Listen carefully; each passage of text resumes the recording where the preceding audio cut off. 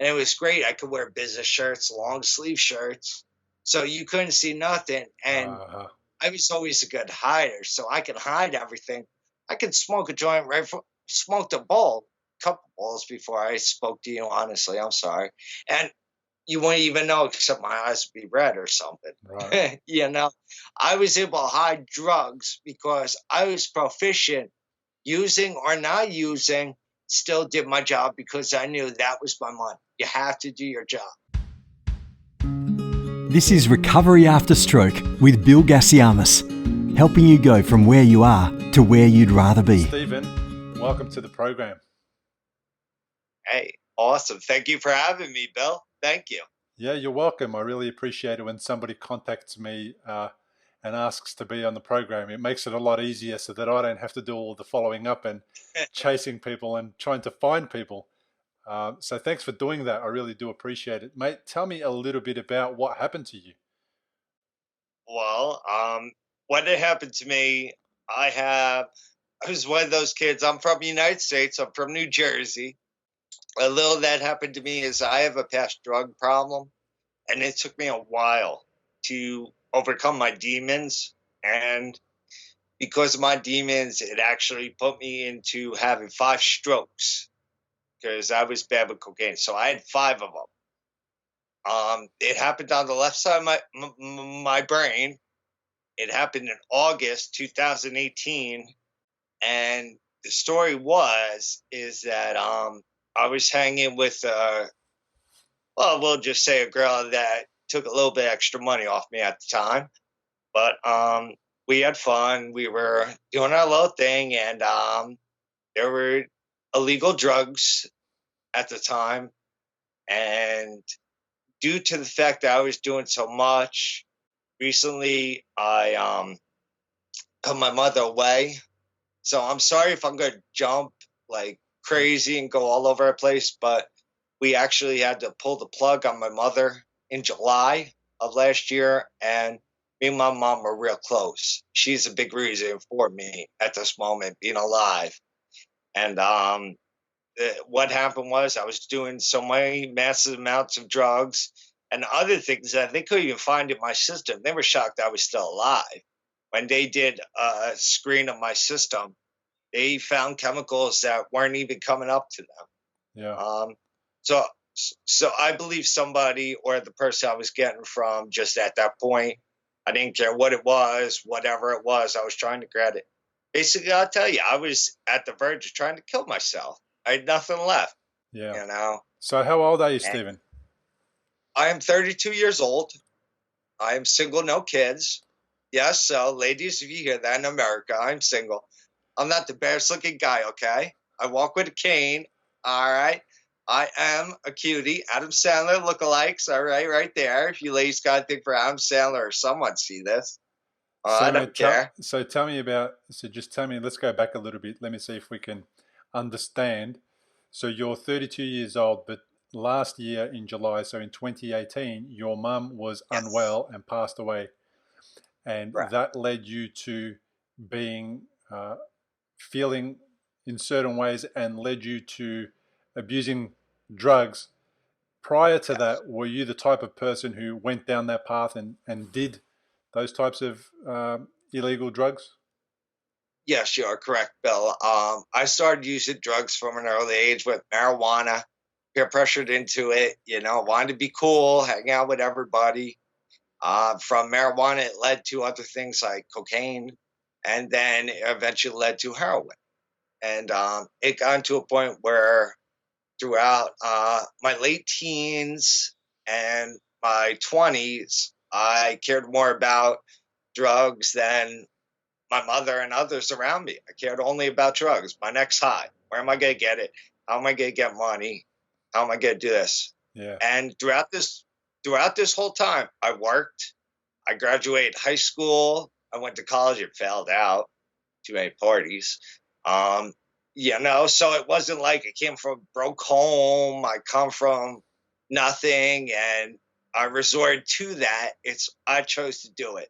I am a social person, social butterfly. I was Okay. always out there. I liked getting high because isolation to me being an only child, I would pay for people to get high, honestly, just so I wouldn't be alone. I would honestly have people around me for that simple fact, just to get high with. Yeah. So how many years would Because you say you were doing 15, drugs? 15. 15 years. And Yeah. do you feel, and did the doctors say that that the drugs were responsible, or in part responsible, for what happened in your brain? Yes, what caused my ailment and my injuries were self-inflicted by drugs. If you've had a stroke and are in recovery, you'll know what a scary and confusing time it can be. You're likely to have a lot of questions going through your mind, like, how long will it take to recover? Will I actually recover? What things should I avoid in case I make matters worse? Doctors will explain things, but obviously because you've never had a stroke before, you probably don't know what questions to ask. If this is you, you may be missing out on doing things that could help speed up your recovery.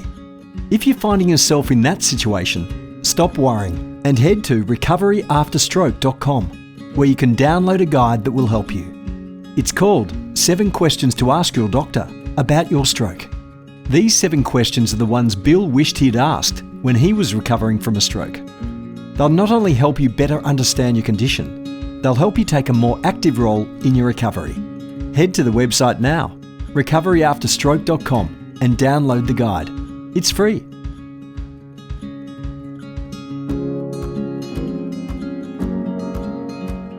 And I've learned we cannot change the past. I've done drugs. I did them. I've been in those places. I've been to the worst of places, but I've been to the best of places. Yeah. Yes, I was given a choice. Yeah. So tell me about the day of the stroke, or Yes. the time leading up to that. What did you notice that was different in your body? How did you become aware that something was wrong? Well, tell you the truth, I had no clue, nothing where, because what happened the day of the stroke, it was actually pretty funny. We have a local county fair that comes to our town once a year. And at the county fair, there's this ride called the Twister, they call it. And basically, it puts you in like a Ferris wheel type roller coaster and flips you around like that. So after hanging with my so-called good friend that I call my sister, Anne Valentine, excuse me, I mentioned her name, but she's the closest other than my father right now that I have to family. Me and her husband went in, and we are, well, you say lack of better word, like to have fun and flip it. So we kept flipping it, and all we would do was just flip that thing, and it was a great time. Upon that, we are heading home. I had a different car than her, and I decided, okay, this is going a good day. I decided to make a call to a friend, and I had some extra money, so I had stuff with me, and I went and picked up this friend. When you say brought stuff, her back. do you mean drugs? Drugs, yes. I had the drugs with me already. So I went to go pick up this friend, and we got back to my house, and no lie, yet butt naked having fun, with drugs. Okay, that plain out. Can't excuse it. But yes, that's what happened. And I remember coming into my room, getting it ready, and just falling to the floor. I remember to the girl, I said to her, please call the ambulance, because I felt my whole left side just fall on my wooden floors. I have wooden floors, and it went bam. And thank God that, yes, my left side went, and the whole thing, I was like, call, please. Luckily, this girl that I don't know too well had the courtesy to call the ambulance after she did a little cleaning up, even though it's a federal law in our country that I don't know if nobody else knows, but if there are drugs present at the time and cops are coming to help someone that may be OD'd or something, a person cannot be arrested for drugs, no matter what drug it is. Right. Okay. The most important thing is save the person, get the person alive. They can deal with the drugs later time. There's no excuse for it, yeah. but the matter is a person's life than drugs. Yeah. Who you don't want to write a ticket, and then eventually, yeah. So I was able to get dressed because, like I said, we had fun. I was able to put some clothes on, After you and collapsed, you were able to still get dressed, so it wasn't that dramatic yet? it wasn't as dramatic. I know I felt it coming, and I knew because prior I've had incidents where my head sometimes seizures or something. So I threw on clothes and I said, "Call the ambulance." Call. She called the ambulance. They got here. She helped put clothes on me more, and they got me, and I just passed out. I fell asleep. Wow. I had no clue where my wallet was, Yeah. drugs were. I didn't care. It was just me. And if I didn't have this local girl or this girl here, Yeah. You would have been excuse me, alone. I would have died. I was all alone. Yeah. I have no one. And we didn't know supposedly what happened. I get to the hospital. They tried waking me up, and I woke up like sort of like saying gibberish and knocked back out. So 2 days go by, and I finally wake up, and I'm looking around, the worst feeling in my life I have ever had. And I say, I wish no one, and I feel sorry for people with dementia or someone that forgets, because I had 5 minutes of amnesia. Yeah. I had just 5 minutes. I'm laying in this hospital bed, and I'm looking at these people, doctors. My father was present at the time too. And I looked right down and said, "Who are you? Who am I?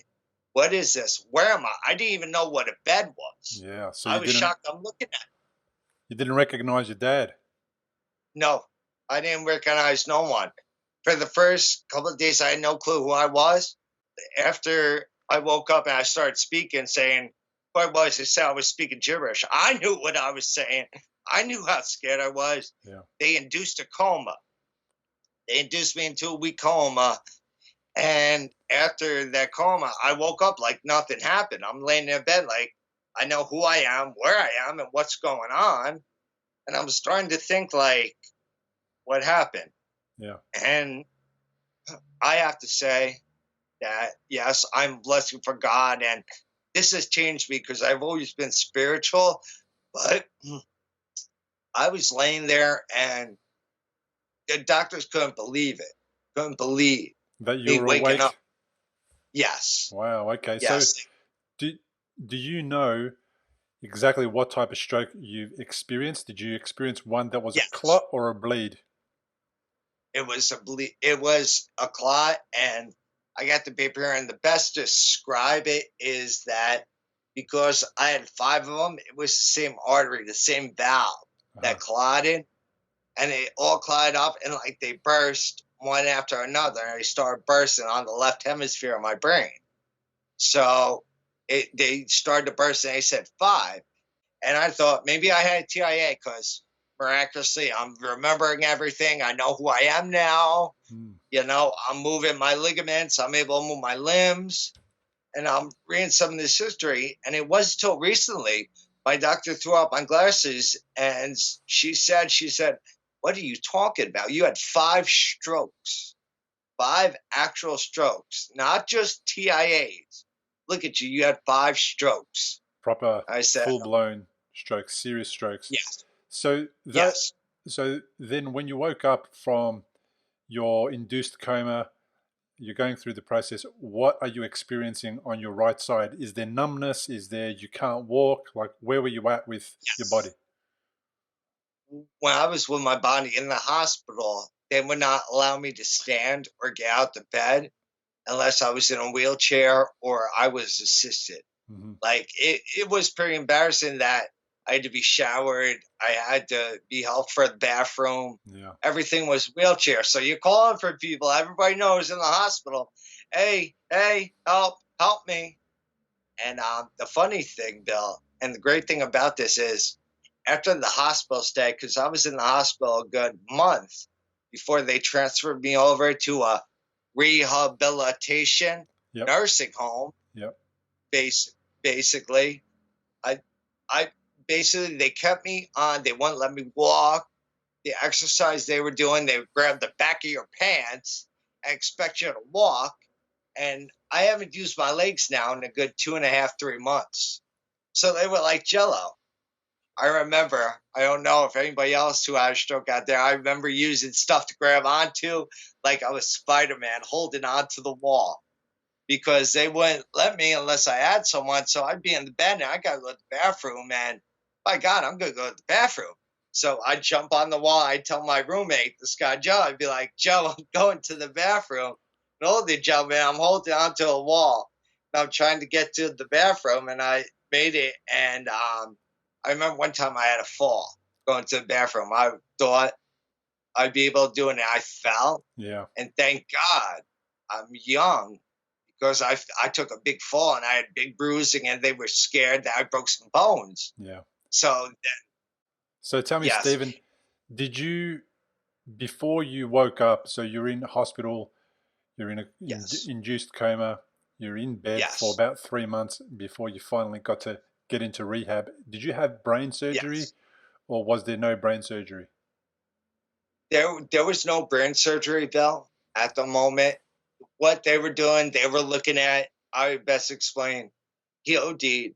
He had something happen to his brain. Wow, he had these 5 strokes. Okay, it happened.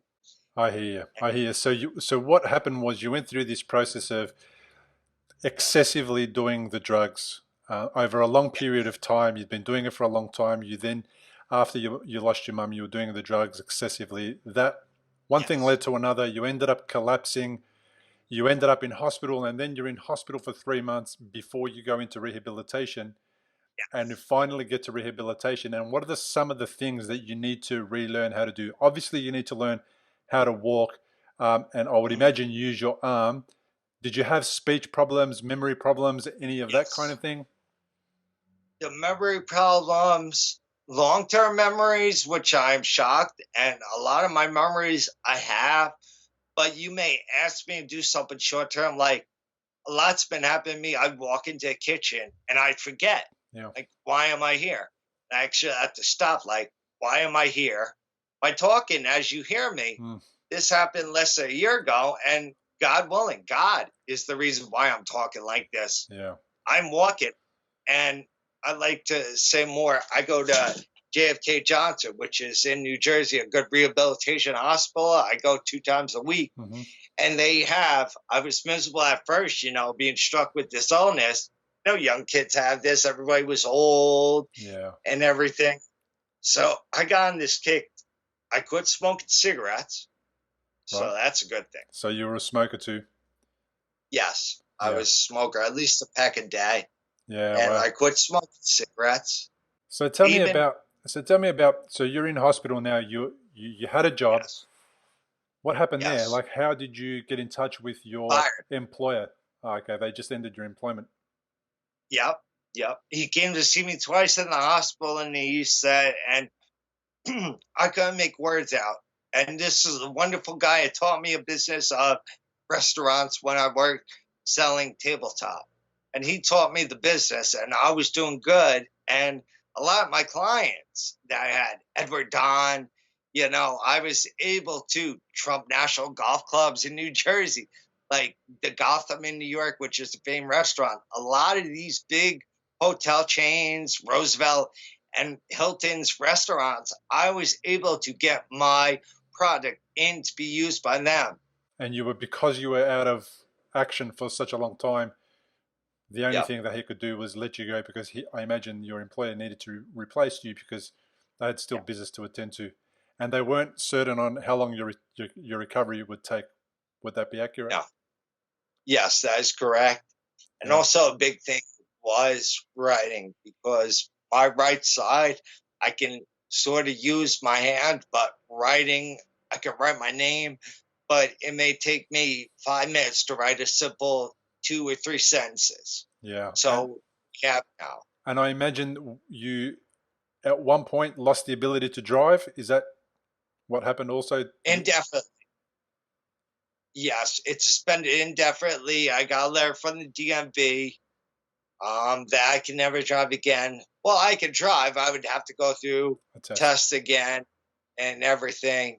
me going from independent, driving, doing everything on my own and having, Yeah. now I can't. Yeah.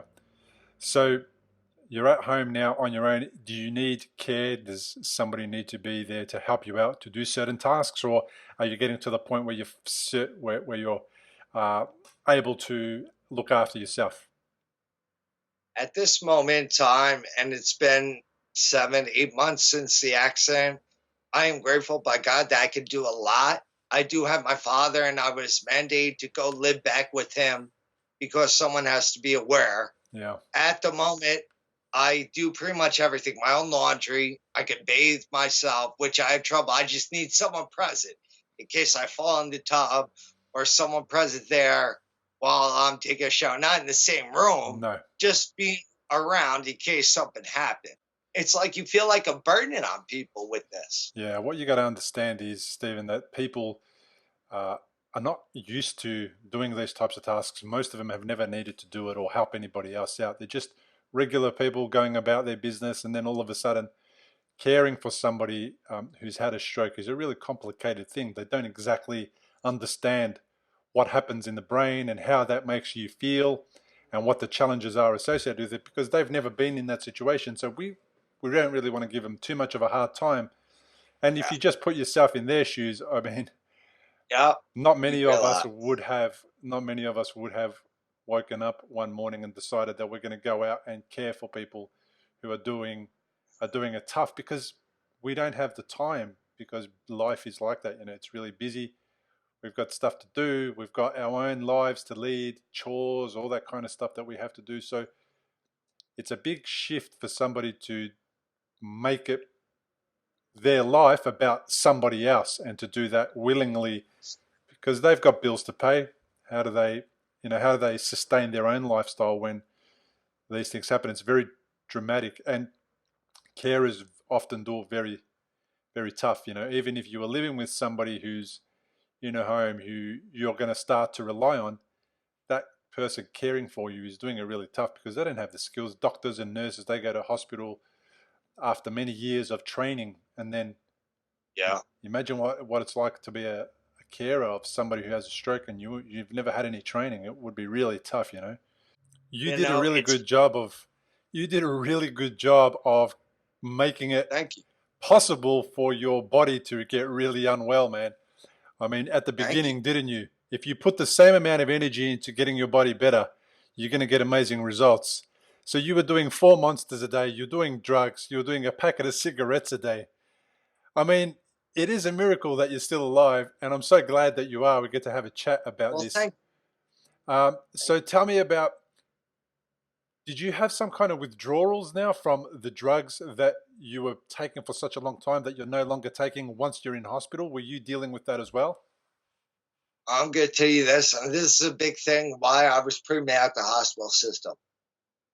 I am on a medicine called methadone right now for the heroin addiction, 35 milligrams, which is a real low dose by standards. And I go every day and I take my dose, and there are people there. Let me tell you, I see people there. I see what goes on. Yeah, right. Okay. I don't involve myself in it. I get my medicine and I come home. I was going to say, Yes. did you feel like you were doing drugs to deal with emotional problems or other challenges that you were experiencing? Is that, I know you said you were doing part of that because you wanted people to be with you or you'd buy drugs for other people, etc. But apart from using that to have people in your life, were you also doing it as a coping mechanism? Were there some things that you were trying to suppress? The big thing with I feel my choice of drugs, not only like you said, the seclusion, buying for people, and etc. with that deal, but I chose to do drugs because I chose to do it and I wanted to do it. I wanted that next excitement rush. I wanted that adrenaline rush. I wanted that high. And I will say that majority of the drug addicts, if you ask somebody, because I intravenously use drugs. So I pushed it to the limit. And most times people like that, if you ask them a question, are you happy with your life? They'll tell you, look, I'm just waiting for that last shot to go out high and die high. They're just waiting to die high because they're miserable about something. I have bad depression, whether it be parental issues, whether it be marital issues, whether it be anything. People use it as a coping mechanism, and they say, poor me, and they try to use something to cater to them. They'll say, oh, I have an excuse why I do it. I have an excuse. There ain't no excuse. You choose to do it. Yeah. Like so many people, they say, like, say no to drugs. It is that easy. Just say no. But do you don't want it.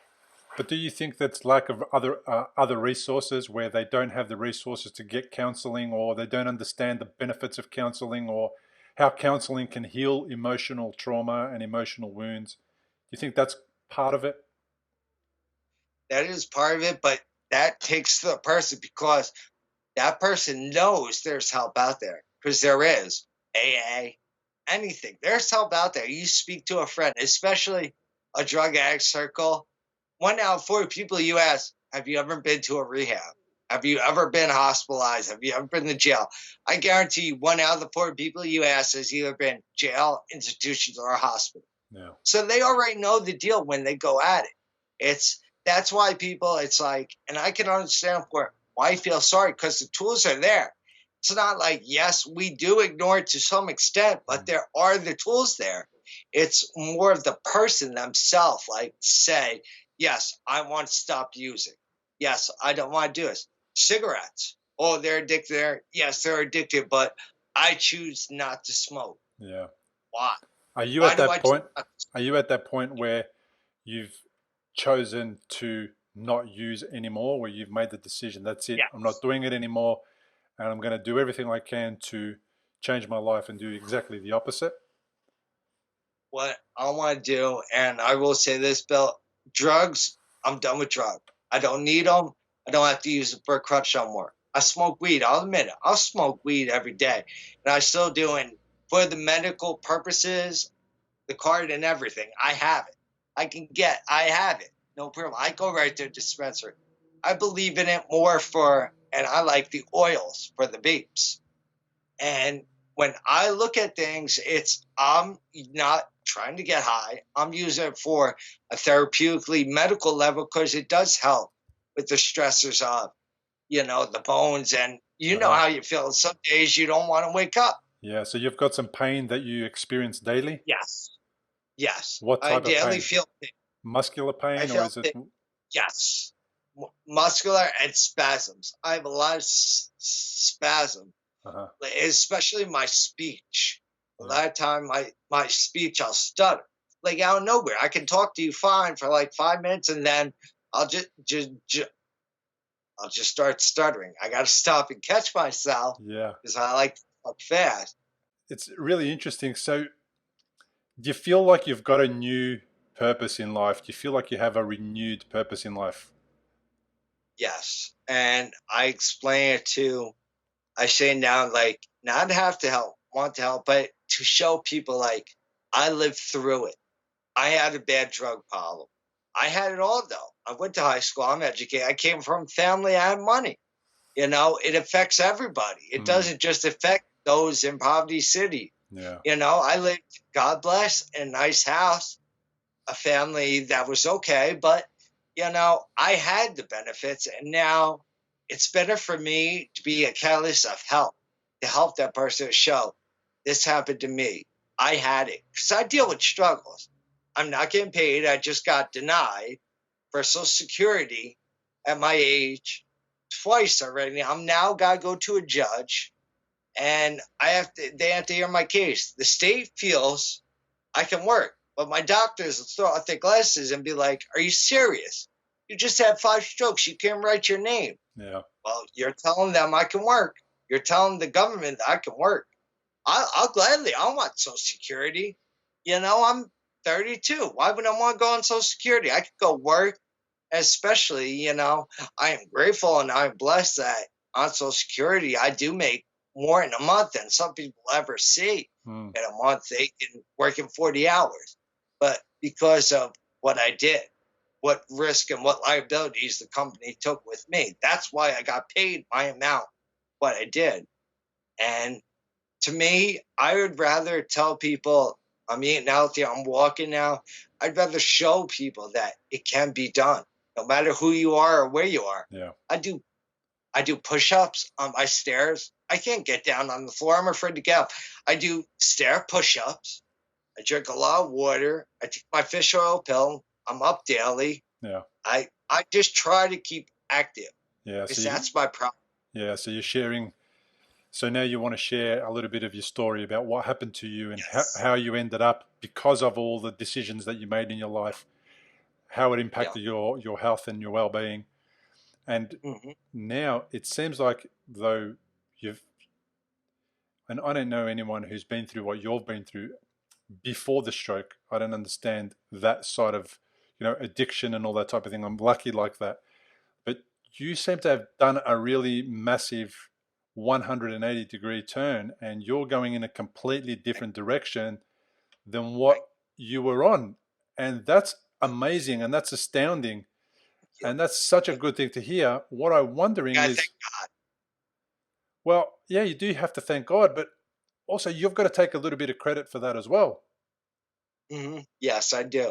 But God has been the big thing, because I'll tell you, when it first happened, and I first got home, poor pity me, why'd this happen to me? Why'd this happen to me? Oh my God, this sucks. I can't do this. I can't walk no more. I had all those excuses in the world. At the beginning. And one day I just woke up and I just said, I'm tired of making excuses. Like, no one is going to shed a tear or turn their head and want to hear me crying when they have their own problems. Yeah. It's time for me to suck it up and do it myself. So but they're happy. So you reckon it's about taking responsibility now for your actions of the past, and now taking new actions to go forward in your life and be a better version of yourself. Do you strangely feel, because I felt that the stroke kind of made me a better person too, and that it was the best thing that ever happened to me, not physically and that part of the stroke, just where it put me in a mental state and where it put me in a, what do I do now and how do I change my life now? I think it was one of the best things that happened to me. Do you have similar feelings, and can you say that at the moment or not? Well, Bill, I would have to say, if my stroke, and they couldn't believe that I woke up. That's the key thing. So first off, I defied them and I defied death, and I am blessed because I feel my mom recently had passed. She went up there and she used her last gouge free card to say, save my son. Because I've OD'd before. Stuff has happened where they had to bring me back to life. So this time, I actually struck out. I was actually dead, and they brought me back. They told me I had died. And God willing, and I'm going to share this, that my friend recently, this kid, Scotty, that I was good friends with his cousin, and come to find out from the friend they call my sister that he had the same reason, the same thing happened to him, but he didn't wake up. Right. He didn't wake up. I was praying, and he didn't wake up, so they legally declared him brain dead because his brain wasn't coming back at capacity. They were trying, but they couldn't do nothing, and they legally had to pull him away. And I feel bad because he had a wife, a kid, a newborn baby. He had all this, but he had a bad drug past. I never knew. He hid it very well. Did you hide it well? Were you able to be fully active at work and participate in your job the way you were meant to, even though you were addicted? Yes. What I was good at first, I did construction, which paid a lot to help me through my junior college and help put money in the bank for me. I did construction for many years. And with that money aside, I went into business, and it was great. I could wear business shirts, long sleeve shirts, so you couldn't see nothing. And I was always a good hider, so I could hide everything. I could smoke a joint smoked a couple bowls before I spoke to you, honestly. I'm sorry. And you wouldn't even know, except my eyes would be red or something. Right. I was able to hide drugs because I was proficient, using or not using, still did my job because I knew that was my money. You have to do your job. Wow. You don't do it, somebody else will. Somebody else will be able to do it. And, in sales, everybody can do sales. I did it. I took the job from somebody, God willing, God bless. I hope they moved on. And I hope the person that took my job, and I hope he's helping the company I worked for builds better. That's all I can hope. And it's just feel better. It's a philosophy. You got it. You got to feel better every day. Like you said before, that 180-degree turn. You got to feel better every day when you wake up with a purpose and you say, today is going to be better than last. Yesterday was yesterday. You can't change it. If we all could, we'd all invent the time machine and go back and change a lot of things in our lives. Yeah. But we can't. So tell me, what do you love to do now? What's the thing that you love to wake up and do that makes you feel good? Well, the main thing that I've been doing a lot is walking, because I took it so much for granted, driving everywhere. Now I just walk. It feels so good, just walking, like saying hello to people. I'm like back engaging people again, like, hey, how's it going? How's the day? Like, it feels so good, and it's better I engage. And like the things I want to do, it's like, if I take this, if I get this done, this is only going to make me stronger later on. Yeah. Like you said, I am very blessed. I haven't had a child yet. I don't have a wife or no baby mama drama. So I didn't have to bring a child or someone I cared about, other than my parents, through the chaos of 15 years of me. And I brought a lot of people through chaos, my parents let alone, others, but I didn't have that. And so I feel you see it as a blessing. Yes, it's a blessing. And it's still very early in my recovery. Yeah, absolutely. And my physical therapist said it. She sees the, like, I want to be better and everything. And she said best to me. She's like, I know you're walking with a walker every day. So I do those hyphens every time. But she's like, don't work against us, work with us. I know what you want. I know where you want to be. And I do. Like, I am grateful and I am blessed I could use my body. I can't. But let me tell you, people ask me, oh, is it different? Is it hard? It's like, yeah, this is the best way to describe it. Maybe you could agree, maybe, Bill, you feel a different way. On my right side, I compare it as having a board, and it's stiff. Like you're walking, no weight, no nothing. It's just stiff. You're bending it. You're bending your knee, but you don't feel it bend.